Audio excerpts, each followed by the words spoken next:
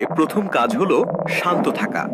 আতঙ্কিত হলে ভুল সিদ্ধান্ত নেওয়ার সম্ভাবনা বেড়ে যায়। কম্পন অনুভব করলে মজবুত টেবিল বা ডেস্কের নিচে আশ্রয় নিন এবং টেবিলের পা শক্তভাবে ধরে রাখুন।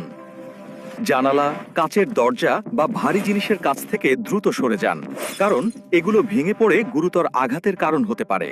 মাথা ও ঘাড়কে হাত দিয়ে সুরক্ষিত রাখুন, কারণ ভূমিকম্পে সবচেয়ে বেশি আঘাত আসে ওপর থেকে পড়ে যাওয়া জিনিসের কারণে। ভূমিকম্পের সময় কখনোই লিফট ব্যবহার করবেন না, প্রয়োজনে সিঁড়ি ব্যবহার করুন।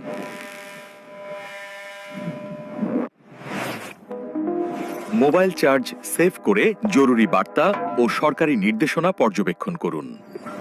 ভূমিকম্প থেমে গেলে গ্যাস, বিদ্যুৎ ও পানি লাইন বন্ধ করে দিন, যাতে পরবর্তী দুর্ঘটনা এড়ানো যায়। কম্পন থামলে খোলা জায়গায় যান, উঁচু ভবন এবং বিদ্যুৎ লাইনের কাছ থেকে দূরে থাকুন।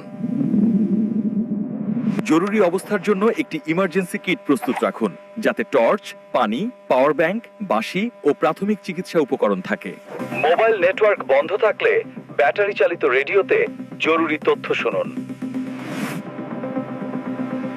ভূমিকম্পের সময় দৌড়াদৌড়ি করবেন না, শৃঙ্খলিতভাবে সিঁড়ি দিয়ে নামুন।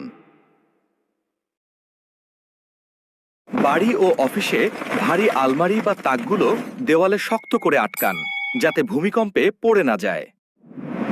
গাড়িতে থাকলে রাস্তায় থামুন এবং গাড়ির ভেতরে থাকুন। বাইরে পড়তে পারে এমন বস্তু থেকে দূরে থাকুন। ভূমিকম্পের পর ভাঙা বৈদ্যুতিক খুঁটি কিংবা ছেঁড়া তারের কাছ থেকে দূরে থাকুন। আঘাত পেলে প্রাথমিক চিকিৎসা নিন এবং গুরুতর হলে দ্রুত নিকটস্থ মেডিকেলে যোগাযোগ করুন। ভবনে বড় ফাটল দেখলে ভেতরে প্রবেশ করবেন না। বিশেষজ্ঞদের পরীক্ষা না হওয়া পর্যন্ত অপেক্ষা করুন। পরিবারের সকলের জরুরি যোগাযোগ নম্বর একটি তালিকায় রেখে দিন, যাতে সংকটে দ্রুত যোগাযোগ করা যায়। ভূমিকম্পে আতঙ্কিত হলে গভীর শ্বাস নিন। মানসিক স্থিরতা আপনাকে সঠিক সিদ্ধান্ত নেওয়ার সাহায্য করবে।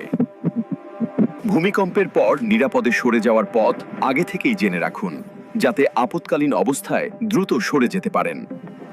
যে কোনো বিপদের সময় সরকারি হেল্পলাইন নম্বরে যোগাযোগ করুন এবং যাচাই করা তথ্য ছাড়া